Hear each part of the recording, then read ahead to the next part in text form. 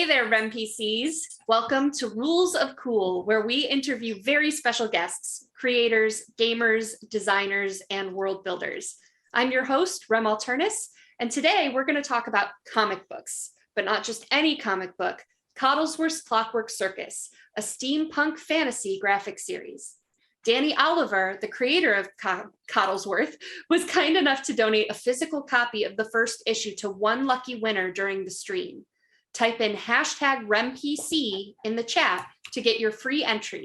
You can get additional entries to win by going to our donation page at www.remalternus.com/nuyen. And then stay tuned because up next at 6 p.m. Pacific time is the next episode of Shadowrun 6th World Emerald Glitch. Now it's time to get right into our conversation for this week, so stay tuned, REMPCs.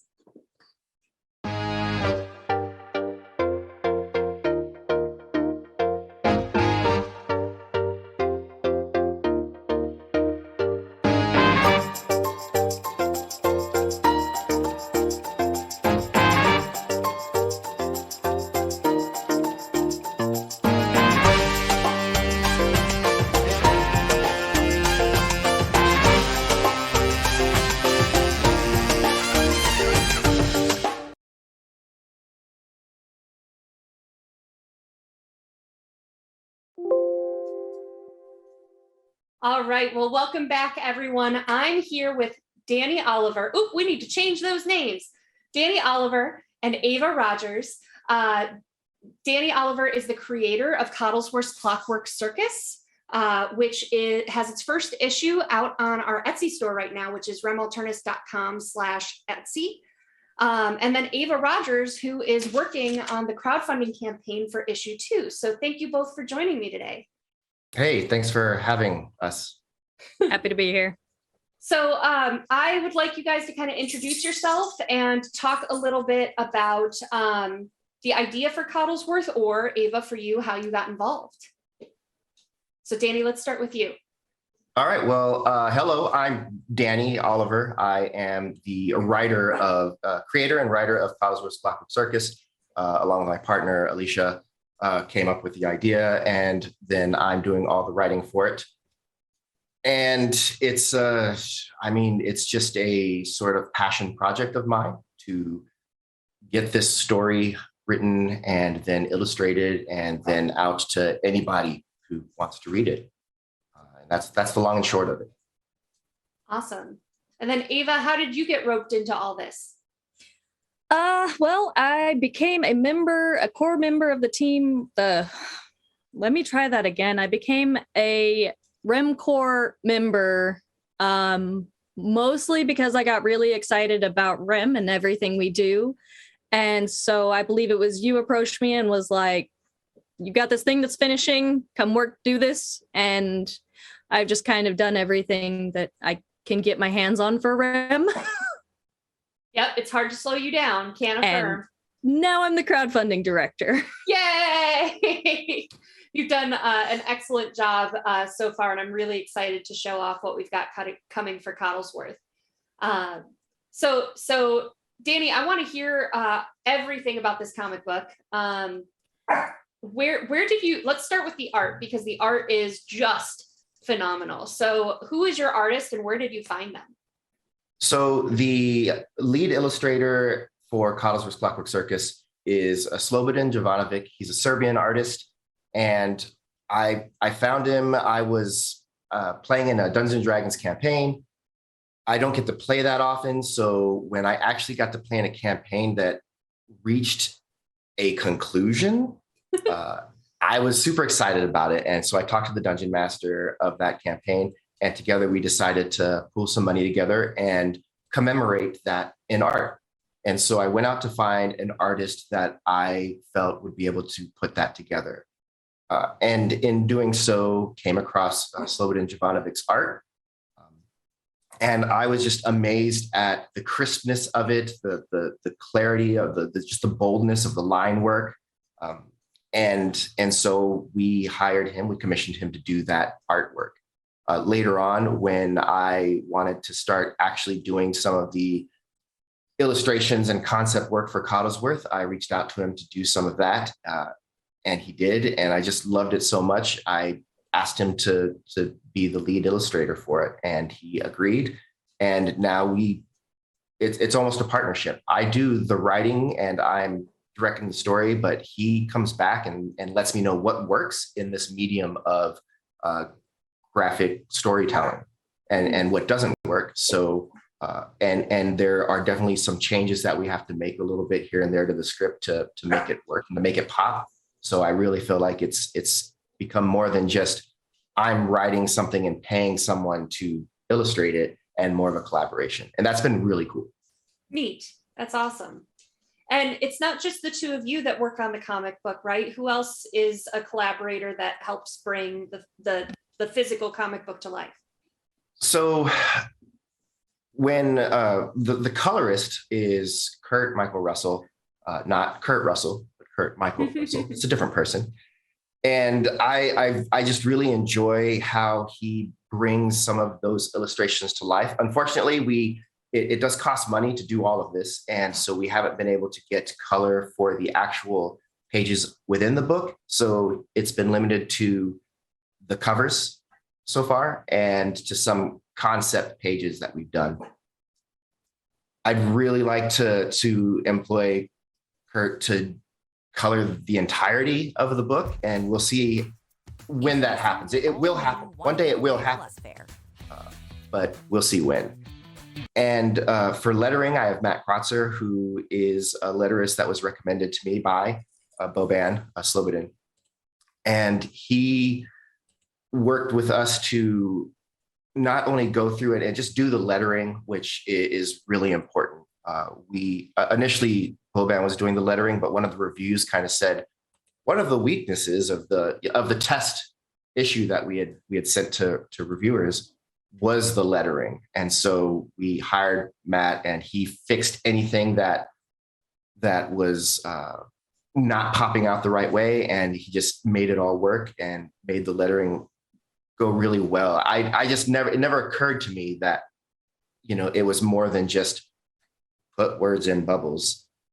And it was even his idea to lay out how we were going to indicate that someone was speaking a different language. So we were actually able to put that in line with the text, and he's just been really good to work with, really easy to work with. And then finally, we had Janelle Aslin for our editor.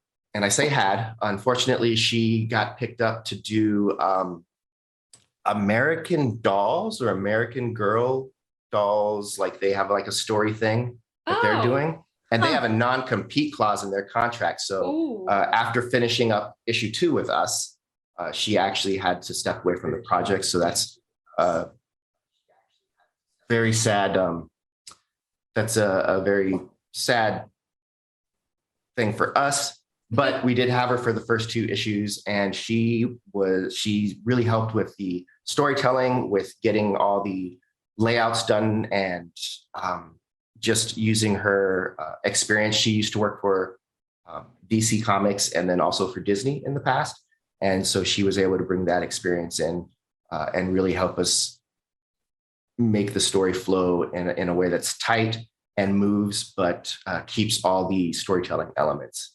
So yeah, that's pretty much the crew that's been working. And I now have to find an editor to fill that slot. And that's going to be, those shoes are going to be difficult to fill.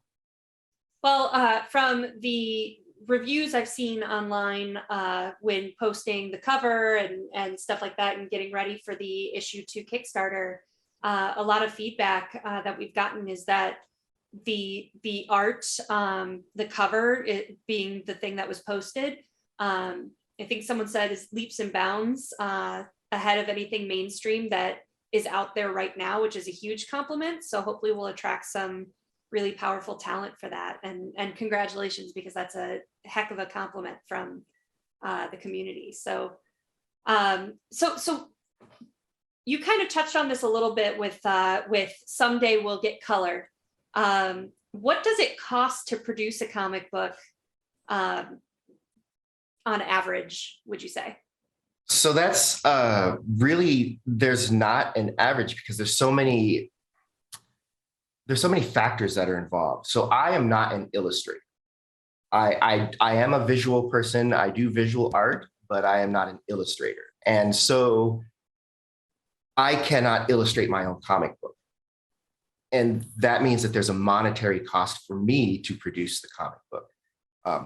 And that cost is roughly $150 per page, give or take a little bit here and there. So if I were doing a 30-page comic book, you can see that that's easily coming around almost to $5,000 to get that done. And that's before color. Color is going to add half again that much to the process. And then there's time spent editing. So that's a cost that kind of gets tacked on a little bit. Cover, finding an alternate cover artist, all of those things just kind of tack on. So that for me, if I'm spending money out of pocket, it's going to be between $6,000 and $7,000 to do it. And that doesn't take into account concept art that I am not including as part of the issue, but am having to pay for outside of that. So it can get expensive. There are folks who, and unfortunately in this case, we can't have this sort of collaboration because for Boban, this is his livelihood. Right. There are definitely artists and writers who collaborate and then they just work on it without having to necessarily pay themselves or each other. Yeah. There are writer illustrators who are the same person and they're doing their thing. And so their costs are calculated in their labor as opposed to a fixed dollar amount. So it's hard to say what it costs, but I would say that if you take into account labor costs and paying people a fair share, I would say between $5,000 to $7,000 sounds right. Okay, interesting. Well, thank you for that. So Ava, kind of bringing all of this conversation of this process together and the amount it costs, what is the process of crowdfunding and what are the challenges with that? So I'm rather new to the crowdfunding, despite being the crowdfunding director. Putting together the page that we have currently for Coddlesworth, issue 2 was my first Kickstarter that I worked on. And the one that Rem Alternus just helped facilitate another one that just closed yesterday. Mm-hmm. And that was the second one. And I mean, we've got some more coming down the pipes, but it's still rather new to me. But it's especially just starting at the costs. So there's that $5,000 to $7,000 that Danny said for just the cost of the book itself. And then you have to figure out, okay, what are the rewards? How much is it going to cost to get these printed, shipped? If you have any other physical rewards, like the first issue, we did the poker chips, how much are those going to cost to get made? And then you have to, first of all, calculate that. How much am I going to set my goal for the Kickstarter? And then average out how many you think you're going to get at the various tiers. Is that even feasible to make that amount? If you're not certain, you probably don't want to go live and have a failed Kickstarter. Ultimately, you want to succeed. You want to reach your goal. You want to be able to make the product. And that's another challenge, is making sure that you've got the audience. Because I think I was looking it up, Kickstarter from follow to backer has a very low rate. I think the average was between like 1.5% to 5%. However, the last couple ones we've done really good. We've been closer to 20 to 30%. For issue 1, I think was 33, somewhere in that range. And then the Misspent Youth that just finished yesterday was at mid-20s, I think it was. I didn't look at the final number. But it was somewhere in that range as well. So if you've got 200 followers before you go live with it, you can assume where we're at. I'd ballpark it probably 15 just to have a low number. And high, because higher is always better. Estimate lower, you won't be disappointed. So if you have 200 backers, 15 I'm going to use 20 because that's an easier number, actually. So 20% of 200 is, I thought that was easy math. 40. Thank you. I don't do the numbers in my head. I always have a calculator. So you assume that 40% of those are going to translate into backers. And then you've got ads that you have to run through, Facebook, Twitter, wherever you're doing your ads to market it. And you'll gain more followers through that. But how many followers are going to follow and then back? And it's a lot of it is assuming, and I mean, we have numbers to pull from past, but at the same time, it's always kind of a leap of faith. Like, are people going to like this? Mm-hmm. And I think, I'm not sure if issue 2 is going to be easier or more difficult in this regard, but because it's the second issue, it might be more difficult to get new followers because they don't know what Coddlesworth is. And this is the second issue. And maybe, I know that causes me pause sometimes. Mm-hmm. But at the same time, we have issue 1 being offered. Issue 1 is for sale at our Etsy store, so they can get it and see, and we have the stream. So it's probably a toss up there, probably evens out. Yeah, there's definitely a challenge. I know one of the things that we've seen and come across before is for a first issue or a first project. This happened with Fragging Unicorns. I think this happened with Coddlesworth, Chicago Shadows, definitely, where people want to help you achieve your dream. And so for the first time launching, like, a lot of people will invest quite a bit to support you and help you get that off the ground. But can they do it when it's an ongoing series? If someone's willing to drop $100, $200, $500 once, is that really going to happen repeatedly? Because they wanted to help you that initial time. So yeah, I can definitely see kind of that back and forth of those challenges. But luckily also, as you said, having a first issue out there, if you're just joining in, there's an opportunity for a 30-day Kickstarter to order the first book, get that, see if it's your jam, and then go from there. Definitely. Yeah, so that's kind of a neat opportunity to see what happens. And I agree with the leap of faith as well. An added challenge to this second one is the goal for the first one was $5,000. The goal for the second issue is going to be $10,000 because, we learned some things from the first one, changes. So it's twice as much. And I mean, we hit $10,000 with the first one, but not a whole lot beyond that. We didn't reach the first stretch goal. Mm-hmm. So, and with those larger donations that happened with the first one, I think we had a couple that, I think I saw at least one, I think that was $1,000 donate backer. And I mean, you can't rely on those. So Right. When you're averaging the numbers from previous ones, you want to leave out the outliers, especially on the high end. Mm-hmm. And so that's another challenge. Definitely. Well, Danny, I want to kind of kick back to you because you know how I feel about the world of Coddlesworth Clockwork Circus. So, which is amazing. I love this world so much. So tell us about the series. Let's start with, what is Coddlesworth Clockwork Circus? And I'm going to hold up this image again. This is actually the first issue. I think I need to hold it on this side so people can see it without me blocking you guys. This is the first issue. Beautiful cover. I know it during convention season, we had people just stop and want to pick up the art of the cover because it's just gorgeous. So tell us a little bit about this. So that cover right there presents our 2 lead protagonists. They are halflings from the continent of Elam, and they are leaving their home to sort of explore the rest of the world in order to find answers to this problem that they have. And then flying above is Diaka, who is the raven or crow familiar of Amari. And so they're Drum and Amari. Drum is the one in the lead. Amari is the one in blue robes behind. And the first book opens with them arriving on the shores of Merkuldashta, the city that they arrive at in Vaishan, which is a sort of a desert kingdom.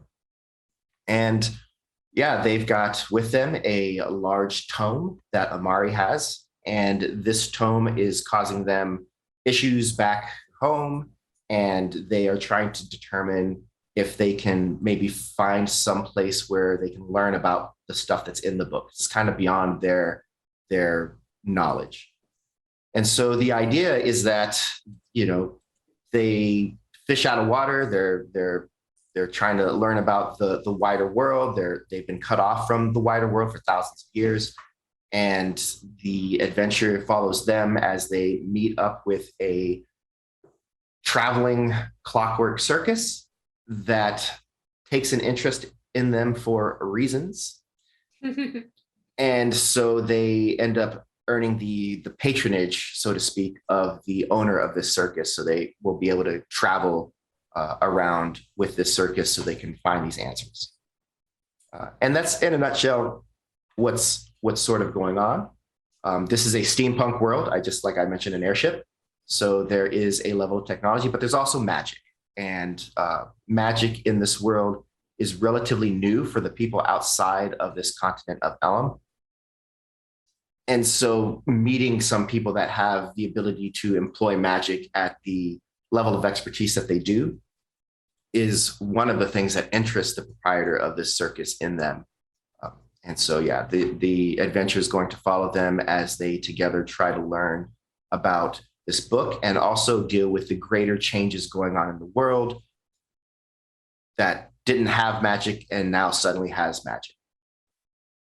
Neat. So you have, first of all, if you go to the Etsy store, remalternus.com/Etsy, one of the art pieces is the map of the world of Kealifis. And there's different continents that have different types of people. And we have all of the usual meta races, right? Like we have orcs, we have dwarves, we have the halflings now, we have gnomes and so on. So what is kind of special or the inspiration about the different continents? So when putting this together, I really wanted to make sure, because a secondary goal is to create a Dungeons and Dragons setting for people to play in if they like.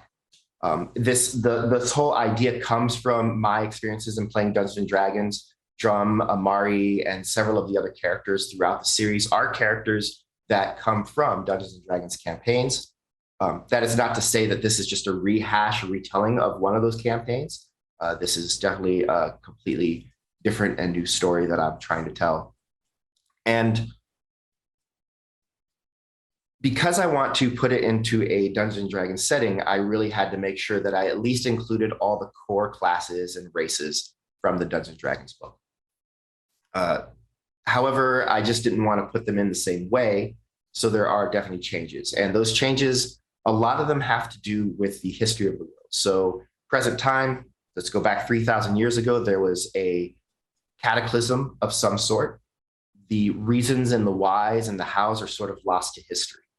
So for the next 3,000 years, humanity, once they recover, they live in a world that is not magical, that does not have deities, that has a strange, impassable section of the world, of the oceans, that they cannot move through for reasons. And over the course of 3,000 years, they developed to a steampunk level of technology. The elves, when this cataclysm occurred, they had some sort of forewarning, and not wanting to be in a world without magic, they had a sort of exodus, and they basically went into what I have as a sort of Feywild shadow plane amalgamation. So the shadow Fey, we call it. So they've been there for 3,000 years, and they're just now, with magic returning, they're just now kind of poking their heads back in to see what's up. The dwarves have been pretty much isolating themselves for this 3 millennia. The orcs, sometime in that 3,000 years, the orcs decided, they came together and changed from being sort of nomadic and aggressive to having a compact with the other races, to just kind of become integrated with the rest of the world. From that, we have 3 orc ethnicities, one in the north that stand as sort of a vanguard against any problems that might come from the north. There are the desert nomadic wandering tribes of orcs that basically run caravans, and they're like a merchant class almost. And then there was, of course, a group of orcs that didn't want to do this, which caused a sort of civil war, and those orcs were chased into the sea, and they eventually have become like a pirate kingdom of seafaring orcs. Cool. Gnomes live amongst the humans. Halflings are all centered on Elam, and the Dragonborn were basically rifted into the world, and they have their own whole other history, and they have developed their own sort of theocratic empire within the world based on that history. So that's and a lot of this will come up in the comics. A lot of it will also come up in our live play, our actual play that we have on Sunday nights with like Clockwork. And these mysteries and the things that are behind them will be explored in all of that. Cool. So yeah, one of the things I really like that you've touched on is how magic is new again in this world, and how other than Elam, the world has been without magic and is largely a steampunk technology kind of era. So how do you envision, like, is magic in impacting this world, and how are people adapting to that and realizing like, oh, I have powers now that I didn't have before, or kind of discovering this as they go? Right. So sorcerers are, of course, are the first kind of thing to happen as magic reinfuses into the world, and the science is, of course, skeptical at first, but eventually accepts that this is a thing, which eventually leads to the scholarly pursuit of magic. And so we start to get our wizards. Currently, outside of Elam, the wizards are not there. There are no archmages per se. Like, even the most learned and experienced wizards are maybe reaching around 9th level. And there haven't been deities. So there's no clerics, there's no paladins. And one of the key pieces of our story is that return of the gods and where they've been and what happened to them and how that's going to affect the world. And so slowly, as people are meeting maybe some of these deific powers, we will start to get clerics and paladins. The idea for the Dungeons and Dragons setting will be after all of this is concluded. So there'll be that. So it creates that history and that baseline. But it's a fascinating thing. I think. I just imagine what would happen if magic were to flood suddenly into our world, and what that would mean for us. Awesome. And of course, it's changing power differentials in places. It's also something that a lot of the really smart engineers that might be arcana minded as well are going to try and see how they can maybe fit that together with technology and create something new. And it's just a lot of stuff to explore. Awesome. So meshing that kind of into the story of the comic book itself, and for our new viewers, here is the cover of issue 1. So we've got our 2 multiracial halfling women, and what class would you identify each of them as? Oh boy. Or is that a secret? I don't think it's a secret. Drum is definitely a bard druid. Those are definitely the 2 classes that relate to her. And then Amari, maybe that one's a little bit spoilery. Okay. We definitely see in the comics, Amari represents a bit of a neo-diverse aspect of people. I myself have ADHD. I have many friends that are ADHD or ASD, and definitely wanted to have those things represented in my story. Mm. And so Amari definitely comes off in a lot of ways as not having a lot of power within herself, and is led about a lot by Drum.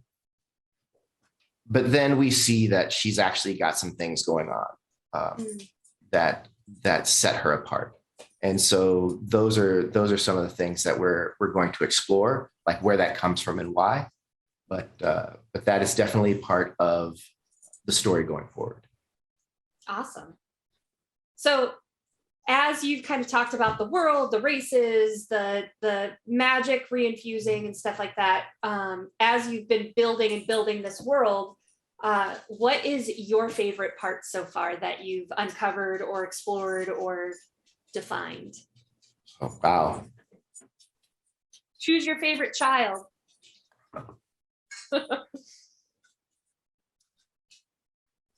I mean, so what we haven't seen yet in issue 1, we get kind of a taste of it at the very end, is the circus itself and the folks that make up that circus, right?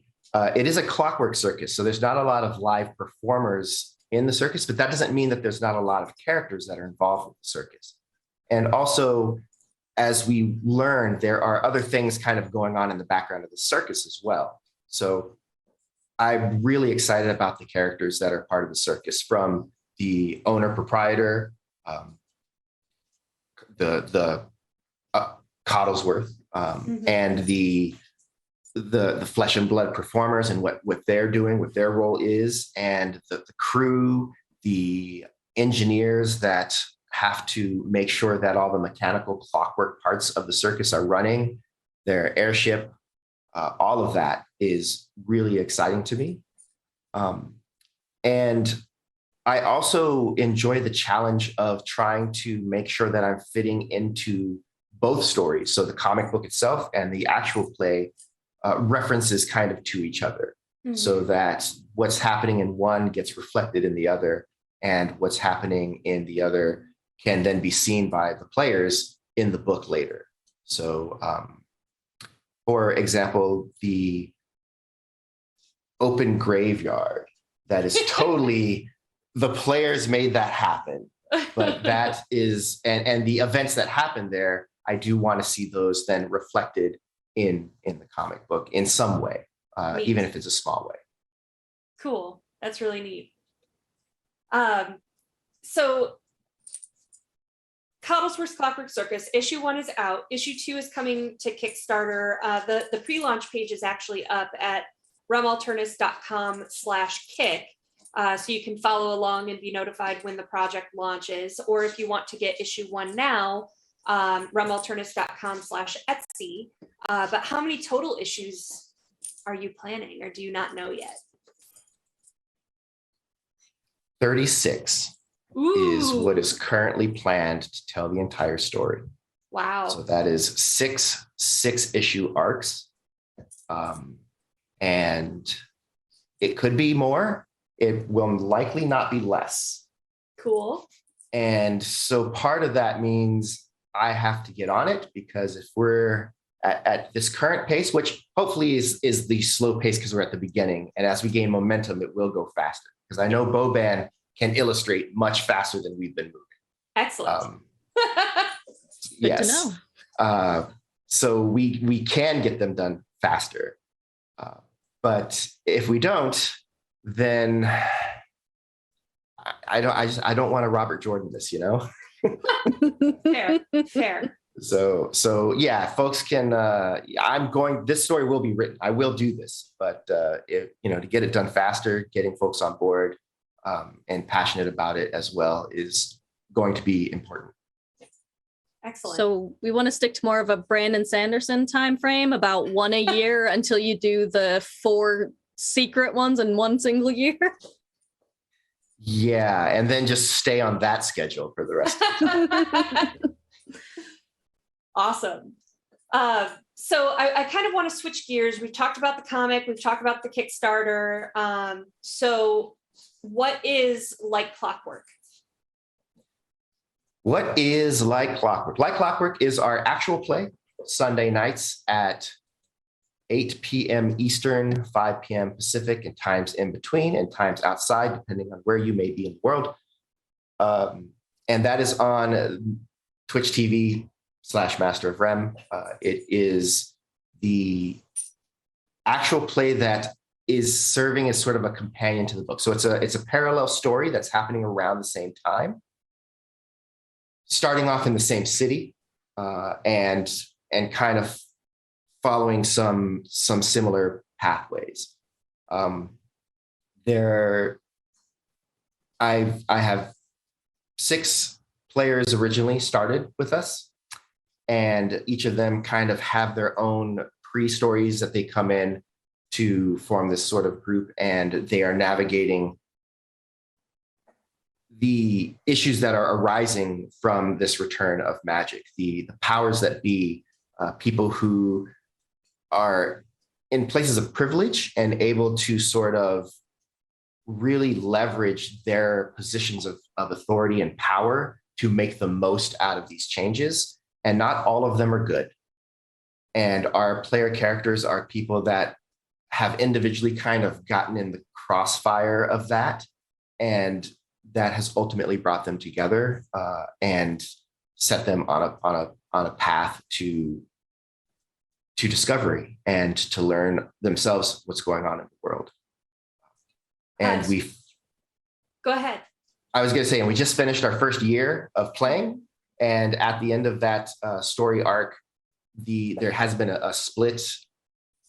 Real life, a couple of players had to step away for a little bit, and so we have basically split the party, and we're going to tell the story of half the party going one way, and then after we finish that arc, we'll go back to the others and talk and go over what they've been doing in the meantime, and then bring it all back together. So tell us a little bit about, so we know Drum and Amari now. So who are our characters, our main characters in like Clockwork? This is really weird, by the way, for me, because I'm in that campaign. So I'm talking about Danny like I don't know all this. But it's a little awkward, but I love it. So I keep going. So let's talk about that one, the gnome wizard first. Yes, tell me all about me. So we have six characters, and we do start with Lox, who is a gunslinger from East of Penor, which is a southern hemisphere, sort of a frontier continent, and it is. It has a sort of Wild West steampunk aesthetic to it.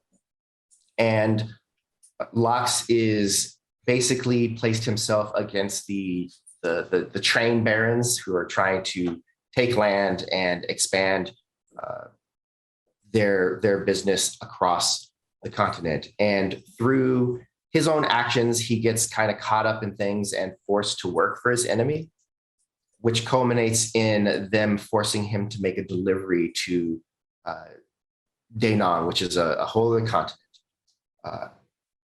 And part of that delivery has to do with a deific power, which, of course, as it happens, he gets involved in that and actually becomes sort of a follower of this deific power, and that grants him some abilities. He also meets in Danon another character, Aegis.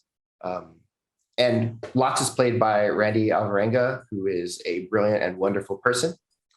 And then he meets Aegis, who is played by Roland Kanuha, who is also another brilliant and wonderful person. Roland is in Shadowrun Emerald Glitch right after this. He plays Mr. Bell. Yes. And Randy's in this too. Randy plays Fisher. Oh my God, it's those guys. Wait, what's going on? Anyway, so Aegis in his early story, he actually comes across one of the deities that had been basically resting in like a torpor, and manages to save this deity from like an assassination attempt somehow, and becomes the first cleric of that deity. And then when he meets Lox, they realize that something is afoot in the world, and they kind of join forces and begin traveling. Then we have Shaylun, who, when magic returns, discovers that she was gifted in magically minded endeavors and manages to attend the first university curriculum for magic. And while there, discovers that somebody is studying the effects of magic on dead people, and that's really unsavory to her. And so she convinces her instructor to take her to Palanquin, which is the Dragonborn Empire, where we have Perunia, who is our Dragonborn player, whose sister is murdered by who she believes is a conspiracy within the High Church. And on investigating, the other gnome character, Panabon, helps her to break into the house of the high priest, but not before murdering a few guards. And Perunia kind of goes her own way. And later, through sheer coincidence, Shaylun meets Panabon as well. And he convinces her to go to the same house where he proceeds to murder more guards, much to Shaylun's chagrin. And that's kind of what brings them together. And then finally, we had our elf, Rosalia, who came from the Shadow Fae and was a sort of a vanguard to figure out what's going on in the world now that magic is back. And she meets Perunia in Vaishan. They become friends. They work as mercenaries. And eventually, everyone kind of meets up in the port city of Miracle-Dashta. And then they have adventures. And Panabon stabs people. Every week. But Shaylun does murder. No, all the feelings. So there's a lot of hints here at different story arcs. So where does Like Clockwork stream for the newer episodes, and where can people catch up? We stream on Twitch, Master of Rem, Sunday nights at 8 p.m. Eastern, 5 p.m. Pacific time. Every Sunday, we'll take a break on holidays, and if sometimes something might come up. But for the most part, we're doing that weekly. It is for 2 to 3 hour sessions. We try to end closer to 2, but we don't want to hold to that in case the story just demands we go a little longer.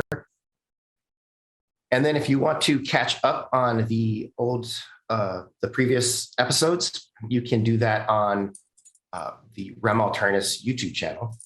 There is a full playlist of all of them from front to back. And then I think we've also been putting them into podcast form. Ava actually can talk about that a little bit. We have the right person here. I'm not sure how many yet are on the podcast, but you can find them basically anywhere podcasts are. I know it's on Spotify, iTunes, I think Google, whatever Google's is, and a few others. Like I said, I don't know how many we have uploaded. That one is kind of on a hiatus right now, but there's a good number up there that'll keep you for a while. And then like the others are on YouTube at the moment. The other thing is too, we have some of the preludes that were released on YouTube or released on our Patreon. A couple of them are available on YouTube as well, and we're going to be getting back into the habit of releasing those. And the preludes were really interesting because as Danny wanted to get the Like Clockwork group together, before the group became a group, what urged these characters to get into the right place at the right time to meet up with this group. So I think there's a total of 18 preludes that were recorded and are slowly being released on Patreon. So that's an opportunity for even more of this lore in this world and seeing how it all got started. Right. And then we also have, I put all of the lore that I can onto World Anvil to include world map, stuff on the cities, the characters, who they run into, the languages that they speak. It's all. How many languages? 9. I've created 9 conlangs for this, and I'm currently working on expanding the vocabulary list for those from 4,000 to about 15,000 each. Ooh. You'll have to share your lexicon with me when you're finished. I shall do so. And all the grammar rules, I'm now also working on getting alphabets for them. I have the Ashani alphabet is complete, so I can now write and speak to people in Ashani if I wanted to, because no one speaks or knows that language anywhere.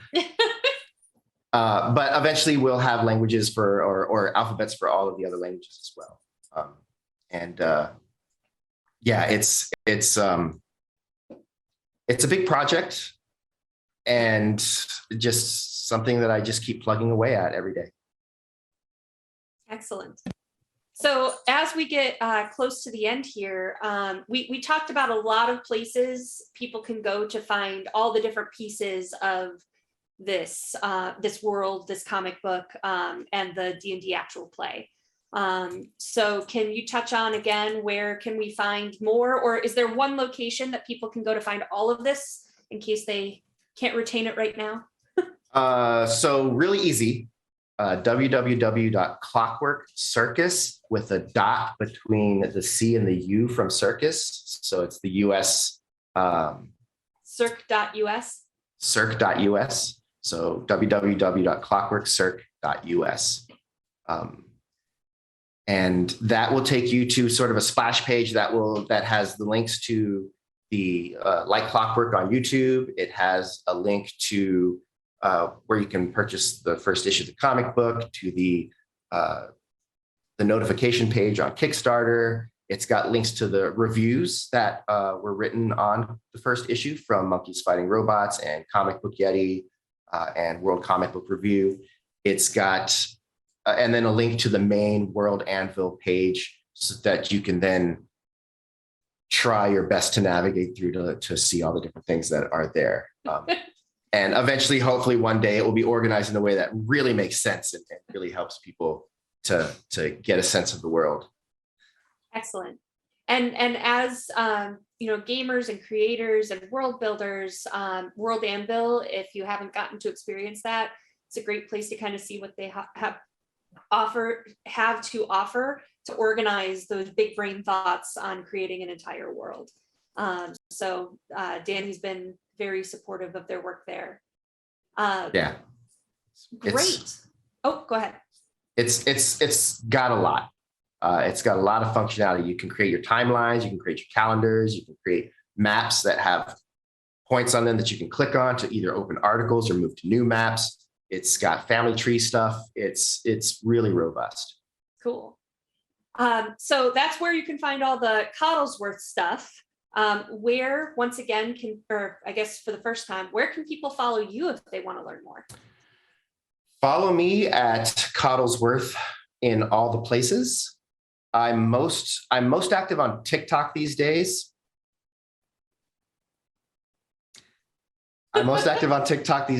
I do have Twitter. I have a YouTube channel that is Coddlesworth Clockwork Circus right now, but I think I'm just going to change that to Coddlesworth, and Instagram as well.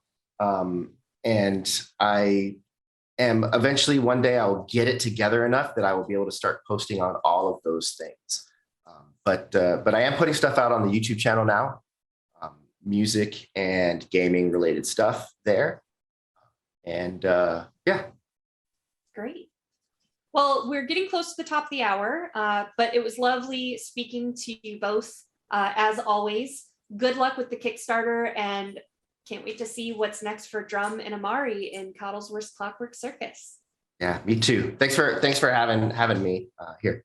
Oh, and I don't think we spoke about when it was going to be happening. I know we don't have an exact date yet for the issue 2 Kickstarter, but we are looking at, my hopes is for this fall.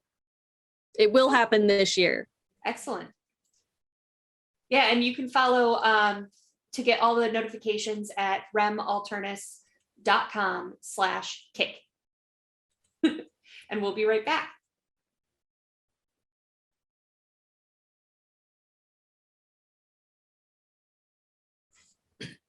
Up next is the next episode of Shadowrun's 6th World Emerald Glitch. Our runners have found the wayward courier and the dagger he failed to deliver, but things have gone sideways. Why was the dagger so precious to the courier? Will Mr. Bell suffer the same fate now that he holds the dagger? What can the runners do about the blood spirit? What is the strange spirit that has been hunting them? Join us for part 2 of the case of the wayward courier coming up next. And don't forget to get your free entry to win one of Coddlesworth's Clockwork Circus, making sure it's the right direction, by typing #RemPC in the chat. You can get additional entries to win by going to our donation page, www.remalternus.com/newyen, or www.patreon.com/remalternus. All donations help us to pay our cast and crew and keep producing content. And our biggest donors can have a special message read at the end of the episode by the cast member of their choice. So check it out. Thank you all for joining, and we'll see you next time where we talk with our Emerald Glitch's own Jen Pauley, playing Violet, as she talks about her cosplay and prop shop, The Geek Forge. Later, REM PCs.